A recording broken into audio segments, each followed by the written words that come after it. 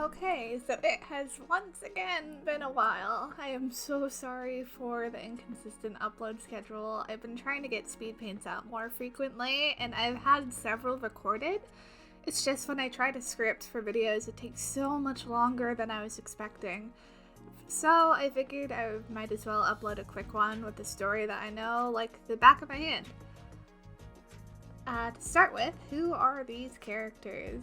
It started out with just me redesigning Cynthia's RWBY AU design because I liked it, but at the same time there were some elements that I wasn't exactly crazy about. And then afterwards I thought, why don't I redesign my actual RWBY AU characters that started out in that AU? Because, well, their designs are not that great. So without further ado, keep in mind that the recording only shows like a messy color because I was still struggling to figure out like a color palette for them, but I will show at the end of the video a nicer colored version. But yeah, we started the RWBY AU, my friend and I, when we were in 8th or 7th grade, so junior high, because I had just gotten back from a summer camp and met a person there that had a RWBY AU of their own, and they suggested that I join it. I got inspired both because I like the show and I like what they draw on for inspirations for the characters, so I figured sure, why not? Jotted a bunch of concepts, cross-checked a little with them, and rolled with it. But I didn't really get into contact with them after camp, and I was really sold on the idea, so I brought it up with Evie, and they were down for it. So we started storyboarding, we figured stuff out, and when we were actually doing the role play, we sort of stagnated at some point, both because like we didn't really know where to go from there because we had written ourselves in a corner. Like we knew major events that we wanted to happen, but there were short periods that we didn't know what exactly was going to get done, so we just sort of left it there. But we're going to try and restart it soon, so I'm really excited about that. Anyway, for Cynthia's design, this one has changed the least, honestly, just because like I liked the little neck choker that she had, and the crop top is more so just like adding extra intricacies, like the wrists, bracelets, and the arm thing. I don't really know what it's called. But it's more so just like adding extra detail and changing up the colors a bit because I had never really figured it out.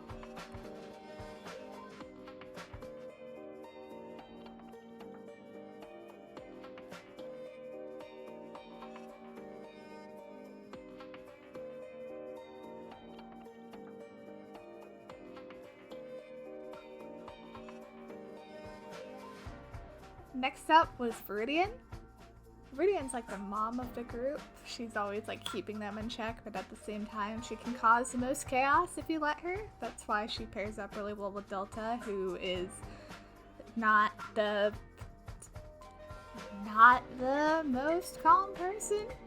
Anyway, I decided to give her a short jacket with little ribbons to sort of tie back to her main inspiration, which is both Merida and a sub-inspiration of the main character from Snow White with the Red Hair, Shiryuki.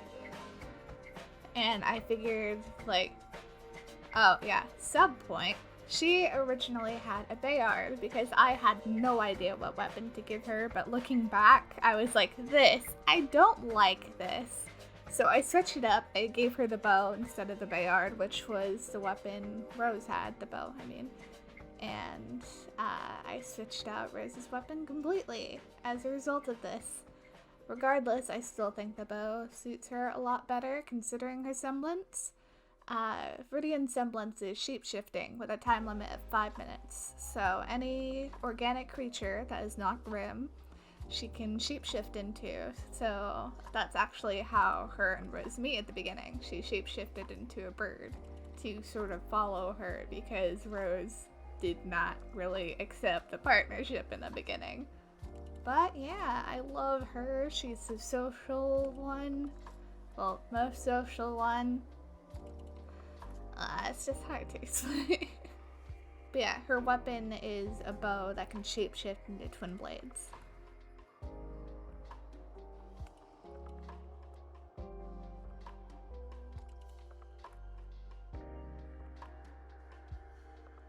Next up is Rose. She's the more hardened one of the group.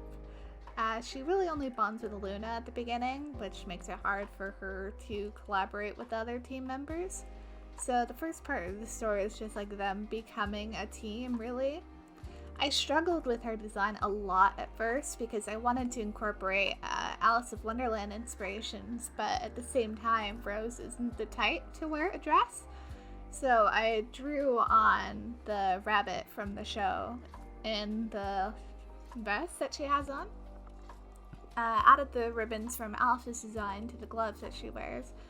And then the little cross thing as a sort of like holder for the handgun that she has. Because the weapon that I decided to give her was changed from the bow to spikes on her gloves, so the gloves can switch from spikes to grappling hooks so they can like detach from the little spot that they have in the glove. It's hard to explain, but I'm gonna draw it out someday. I added more Alice in Wonderland inspiration on her shoes with like the little checker mark at the end to make it look like a game of chess. But yeah, main part of her story arc is becoming less tough with people despite having to protect both her and Luna for most of their lives. And it's more so just about collaboration, because in order to be on a team, you have to actually be a team player. Rose is a wolf faunus, so only the tail really counts. And I don't really know what other detail to add here. She's not very fond of Kaj, who is one of Evie's OCs. Calls him Bubble Boy because his first move is to trap himself in a shield bubble when he feels threatened, so that's part of his story arc.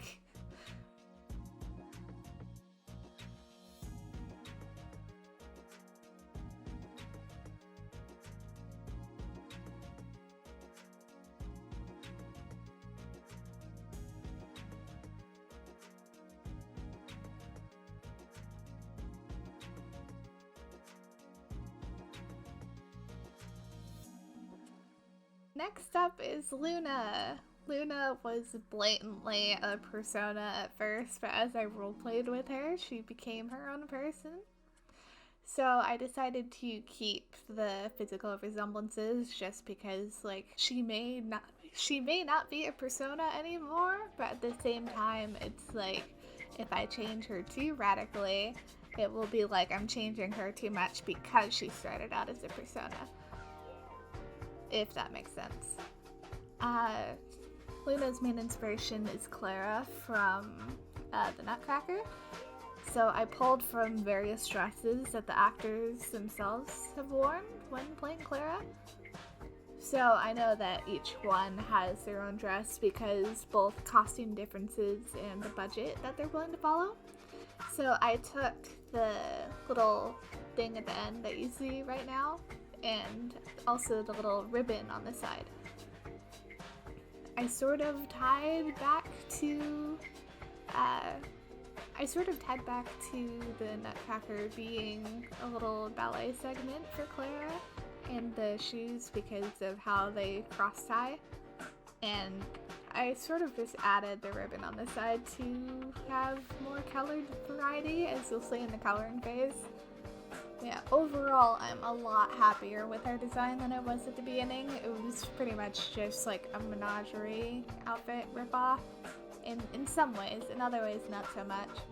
It just had like a crop top with little triangles cut out of the sleeves.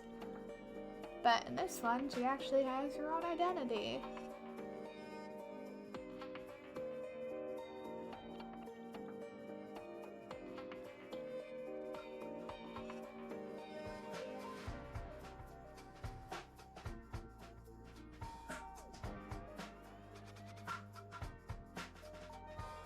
Oh, also the neck marking. was more so just like for added stuff, because while she is named Luna, I also wanted to add in the flower language. The optional jacket she has on is taken from the guard design from the other main lead in the play. Finally, we have Delta, the explosive one of the group. Very hyperactive, rarely rests, and is the cause of many split-second decisions, most of which turn out fine, but overall very chaotic. Her design probably changed the least because her main inspiration is from Vanellope von Schweetz. So from the beginning she had like this biker jacket with loose sleeves, and that didn't really change. It's more so just like adding intricacies and changing the material a little bit. So I drew from Lyren's jacket a little bit in the 4th volume, and then added little streaks toward the neckline to add variety. Loose shirt near the jeans because she's not a very coordinated person. Same with the holes in the jeans, to be honest. Strap-on shoes because combat has no time for you to lace up your boots. And more so just fitting for her split-second decisions. So I wanted to make her design reflective of like she needs to be able to move at the very second she thinks of it.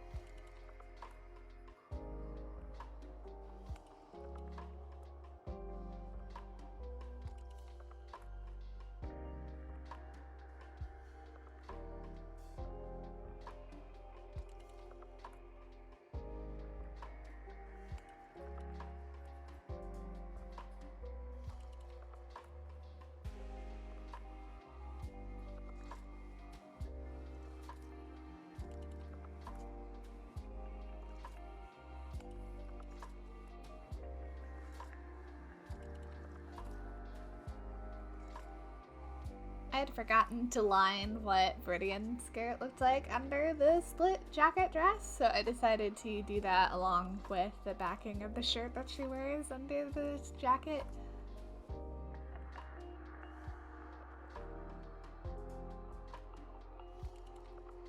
And then I decided to revise the necks because I both realized and had it pointed out too that the necks were a bit too thick for everybody. So I revised it a tiny bit.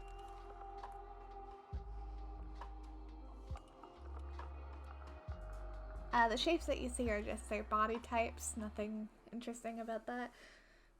Coloring was a journey because like I had their hair color and skin color planned out, but I also changed the vibrancy of their eyes a little bit to match both with the rest of their outfits and then the coloring style of the show. Because even if they have naturally colored eyes, some part of them stands out. Or even if they have like green or blue, they pop out to some extent.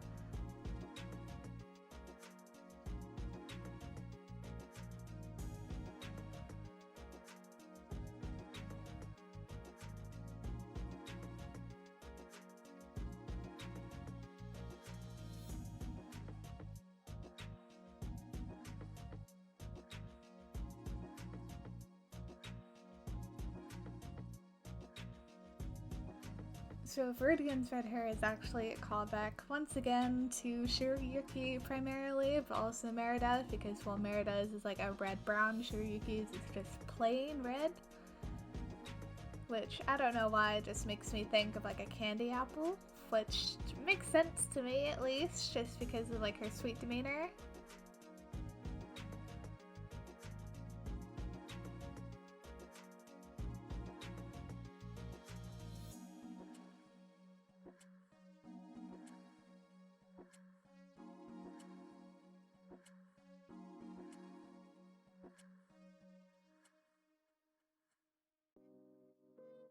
Viridian's is a case scenario of where I did change up the vibrancy of the eyes just to like make them stand out more. And then Rose, for her hair color, I did make it stand out a bit more by changing the color of the dye that she uses.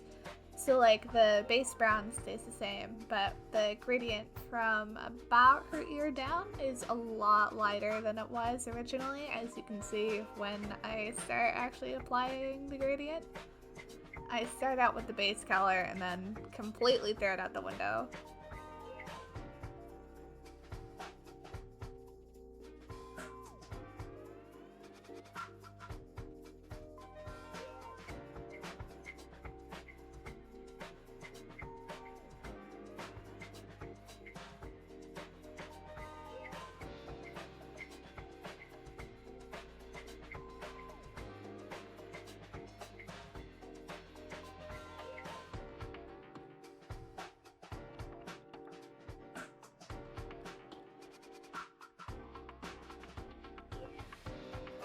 Luna came last. She uses primarily my color palette that I use for my personas because, well, again, persona and not wanting to change much physical similarities because of being a persona.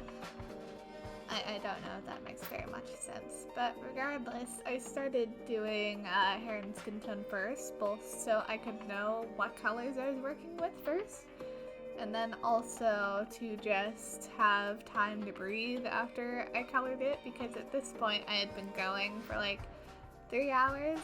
Little did, well, not 3 hours, but like two or three, I think. Either way, I was not prepared to have to spend about 7 more hours blending colors because I had no idea about color design at all. Luna is another case of changing up vibrancy of the hair just because. And then for the little neck marking she has, I took the darker color from her eyes and used that for the neck marking. Delta had always had like this vibrant pink that I had to tone down in order to use in the main AU, but I did change it back to about its original color in order to both stay true to her original design and then also, again, fitting in with RWBY's designs for hair gradients.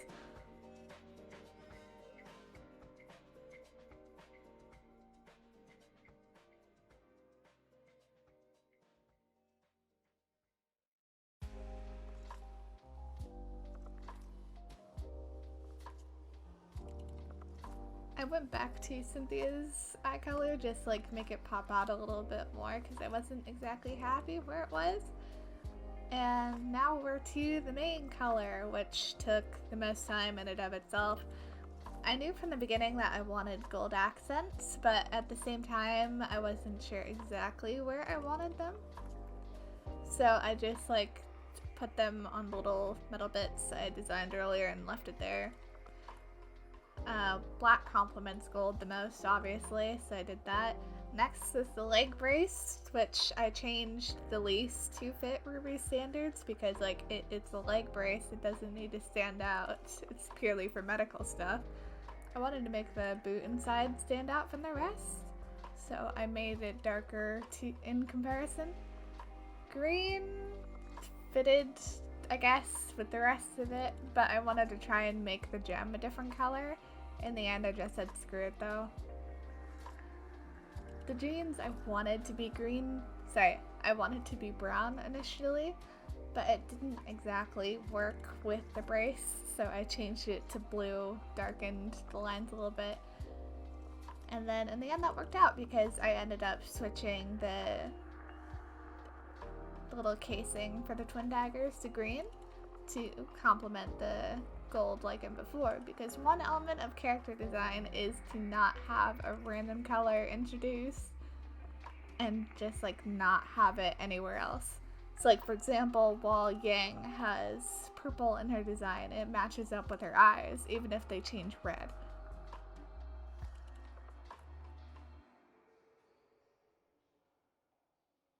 And then shoes, once again, I struggled with because I didn't know what exact color to use.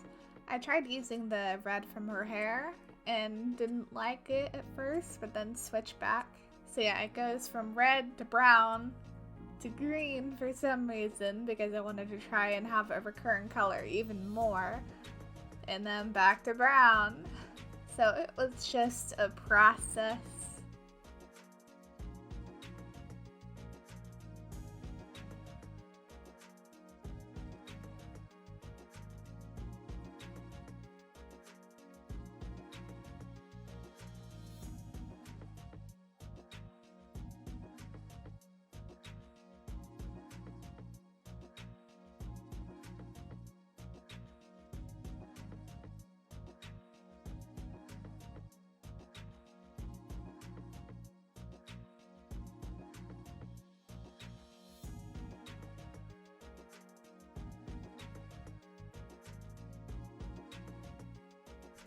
I wanted to do Viridian next, but then decided to skip over because I didn't know really where to begin.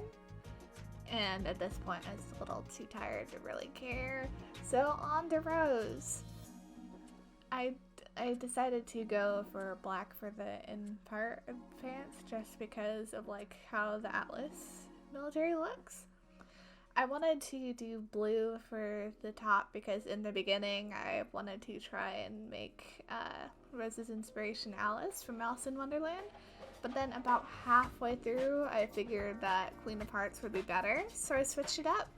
I was trying so hard to make the blues work, but it didn't exactly go with the blacks that I wanted in the checkered shoes and the pants.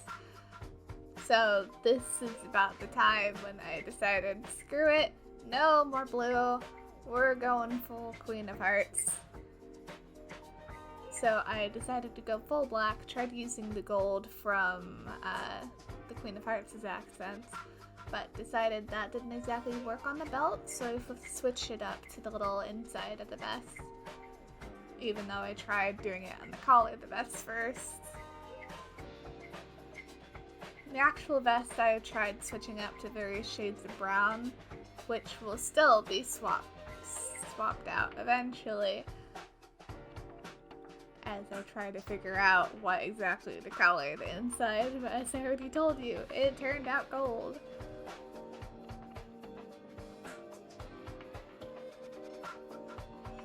So yeah, we were getting to the result. We were getting to the end result eventually.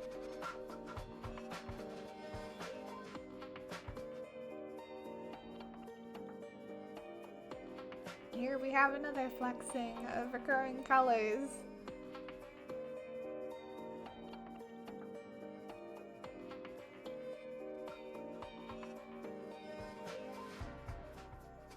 Oh, and I only realized it afterwards, but I sort of ended up making her look like Sora a little bit from his Kingdom Hearts 2 design.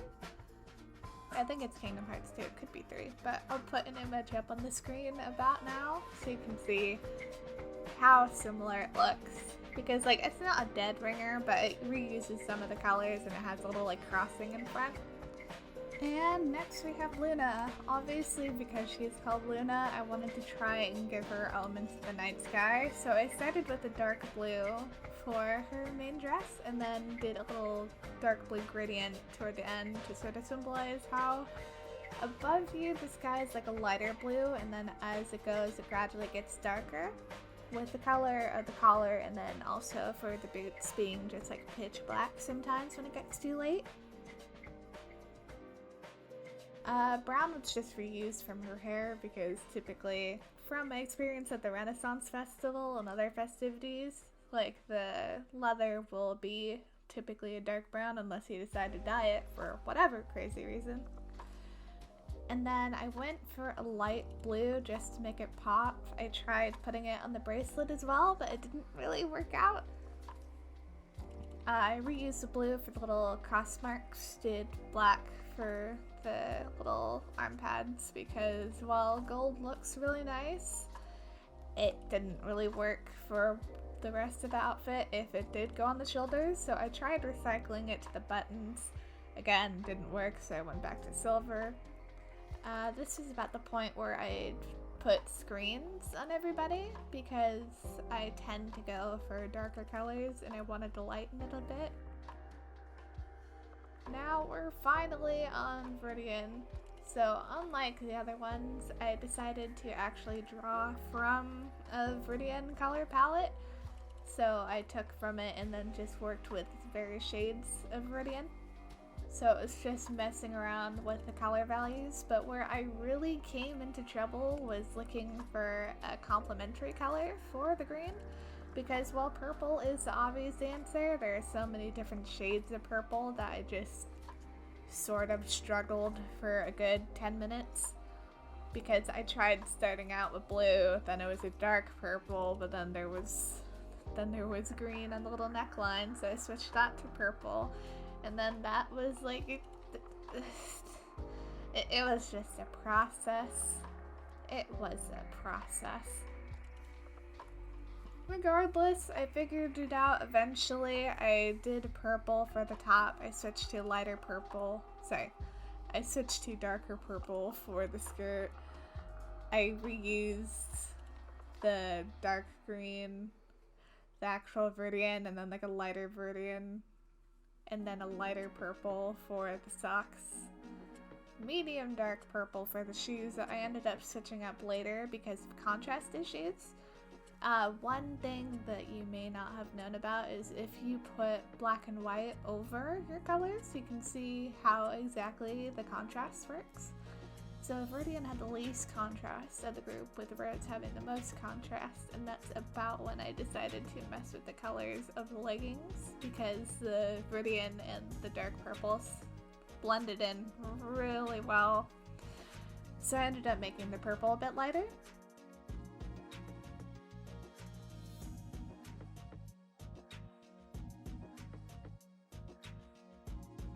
Finally, we have Delta. I made her eyes about the same from her main color, and I think that her colors were the most easy to determine out of everybody, because while her biker jacket was black, all I had to do was use a dark pink, a dark grayed out pink for the shirt, pop bright pink for highlights, and then from there it was just working with black and variants of pink. Other than that, it was pretty easy compared to the other ones, and arguably the quickest. Because not only is she she has the most contrast up on top, but then around the shoes she had little contrast, so I ended up switching that up post-production. But regardless, definitely the easiest one of the 5. I should mention that these 5 are not all on the same team. So Cynthia is on a different team than the others, but other than that, they're called Lavender, with Luna as the leader, and then Viridian, Delta, Rose. Obviously, they're all named for colors, but not all of my OCs are named for colors, because either they don't respect the tradition, they didn't want to name their child after a color, or variants of other excuses. So like Ari, she's associated with the color purple, but she's not named for a color. Bianca, on the other hand, while her mom doesn't respect the tradition at all, Bianca means white, so it's technically a color name. Viridian is green, Rose is red, Luna is blue, and then Delta, while it may not seem like a color, Delta actually means the difference between colors, which I didn't know at the time of naming her, but I was too attached. I looked it up later and found that out, so it's like, I can use this. Background colors are literally just the colors I associate with them, so like while Cynthia is red, we already had a red one, so I just did it to orange because sub-color I associate her with is orange. But because I switched up the background colors, the screen layers, and then also the white of the designs were gone, so I decided to get rid of the screen outline, colored in the little extra details I had, and then after that, that was it. It was just straightening out color lines and all that good stuff. So thank you for watching, and thank you for listening to me ramble. Have a good day.